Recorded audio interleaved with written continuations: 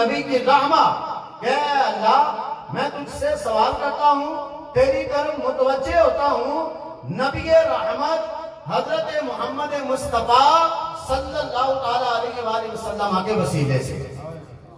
और आगे भी हदीस पाक के जो अल्फाज हैं कि नबी करीम सल्लल्लाहु अलैहि वसल्लम की तरफ मुंह करके इस तरह कहना है, नबी करीम सल्लल्लाहु अलैहि वसल्लम का तसव्वुर करके इस तरह कहना है कि या रसूलल्लाह सल्लल्लाहु अलैहि वसल्लम, मैं आपके वसीले से अल्लाह की बारगाह में सवाल करता हूँ कि अल्लाह पाक आपकी बरकत से मेरी इस हाजत को पूरा फरमा दे। तुम इस तरह करके दुआ करोगे तो अल्लाह पाक तुम्हें आंखों का नूर अता फरमा देगा। इस हदीस के जो रावी हैं वो कहते हैं कि उस सहाबी रज़ी अल्लाह ताला अन्हु ने नुस्खा अपनाया, इस वजीफे को इख्तियार किया, घर गया, जाकर नवाफिल अदा किए, मुसल्ले पर बैठा, हुजूर अलैहिस्सलाम का वसीला पेश किया, अल्लाह पाक ने उस सहाबी को आंखों का नूर अता फरमा दिया। अब इसके अंदर देखिए नबी करीम सल्लल्लाहु अलैहि वसल्लम का इख्तियार, आने वाले ने आंखें मांगी हैं, लेकिन इख्तियार दो चीजों का दिया जा रहा है, आंखें भी ले सकते हो और अगर चाहो तो अल्लाह तुम्हें इनके बदले जन्नत भी अता फरमा देता है।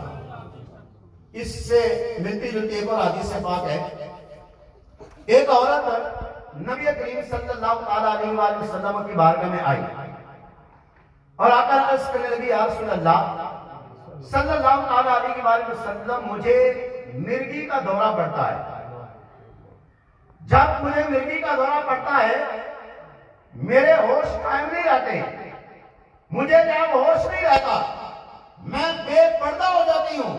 या रसूलल्लाह सल्लल्लाहु अलैहि वसल्लम, अल्लाह से मेरे लिए दुआ कीजिए, अल्लाह पाक मुझे इस बीमारी से शिफा अता फरमा दे।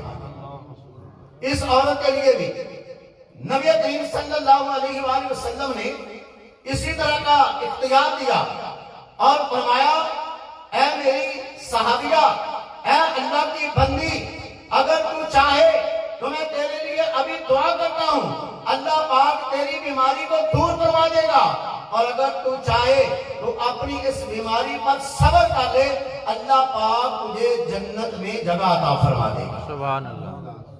अब ये सहाबिया रज़ी अल्लाह ताला अन्हा भी नबी करीम सल्लल्लाहु अलैहि वसल्लम की ज़ुबान मुबारका से निकलने वाले अल्फाज पर यकीन रखने वाले थे। इसका ये अकीदा था कि मेरे आका ने जो फरमा देना है, अल्लाह ने वो चीज मुझे अता फरमा देनी है।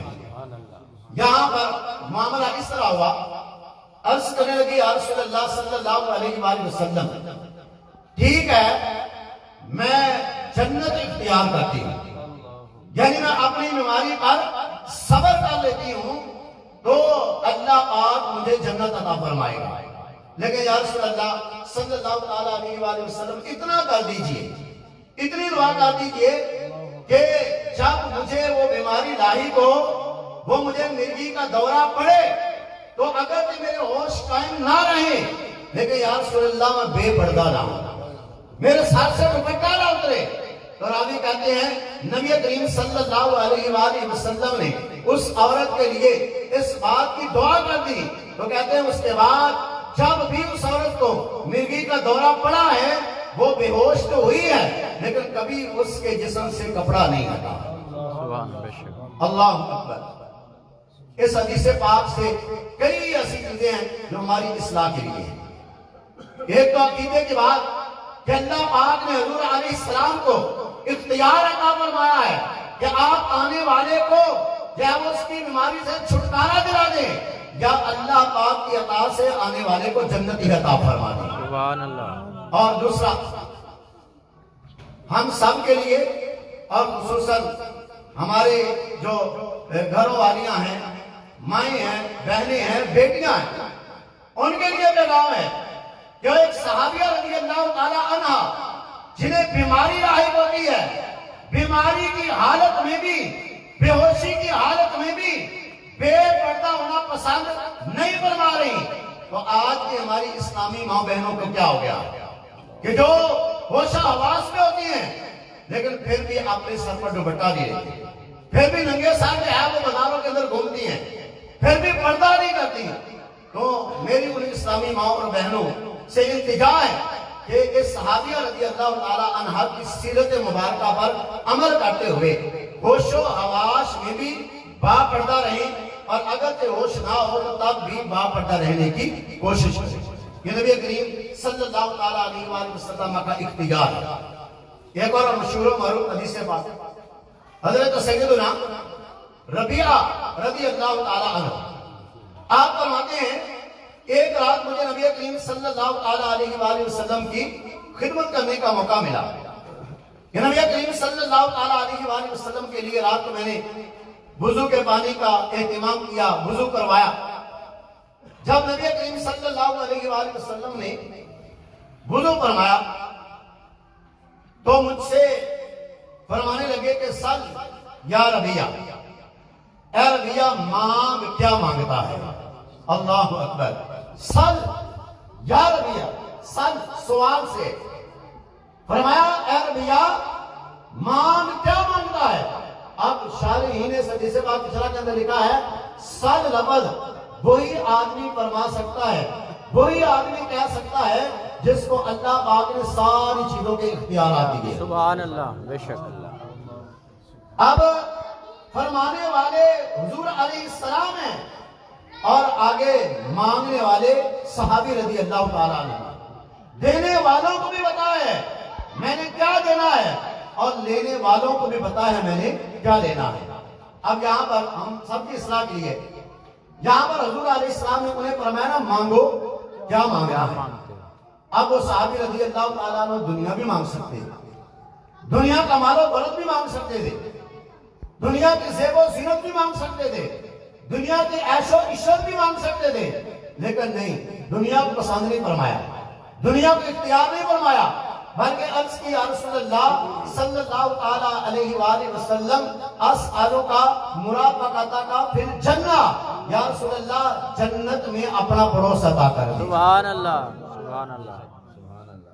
अब सहाबी रसूल रज़ी अल्लाह ताला अन्हु की मांग पर गौर करें। मरने के बाद, मिलाने माशर लगने के बाद जन्नत के अंदर जगह मिल जाना ही बहुत बड़े मुकद्दरों की बात है। जन्नत के अंदर जगह मिल जाना ही बड़ी बात है, लेकिन सहाबी रज़ी अल्लाह ताला अन्हु से जन्नत नहीं मांग रहे, बल्कि अर्ज करते हैं या रसूलल्लाह सल्लल्लाहु अलैहि वसल्लम जन्नत तो मिलेगी ही मिलेगी, या रसूलल्लाह आपके पड़ोस में जगह मिलनी चाहिए, आपके पड़ोस में जगह मिलेगी, या रसूलल्लाह आपका दीदार भी होता रहेगा। ये सहाबा रज़ी अल्लाह ताला अन्हु की ख्वाहिश हुआ करती है। जन्नत तो जाना ही जाना है, क्यों?